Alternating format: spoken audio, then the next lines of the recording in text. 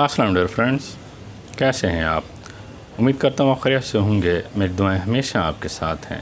मैं नवी Tariq advocate law की information के साथ आपकी खिदमत में हाज़िर हूँ। आज कुछ इन्फॉर्मेशन मैं आपको ख़वातीन की तलाशी के तरीक़ाकार के बारे में दूँगा। एक लेडी कांस्टेबल ख़वातीन की तलाशी ले सकती है।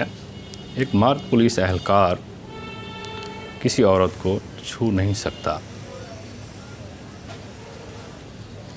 आज की प्यारी बात जो मैं आपसे शेयर करूंगा, हम किसी के दिल में झांक नहीं सकते और ना ये अंदाज़ा लगा सकते हैं कि कौन कितना हमारे साथ मुखलिस है, मगर वक्त और रवैये जल्द एहसास दिला देते हैं। शुक्रिया। अपनी प्यारी दुआओं में मुझे याद रखिएगा।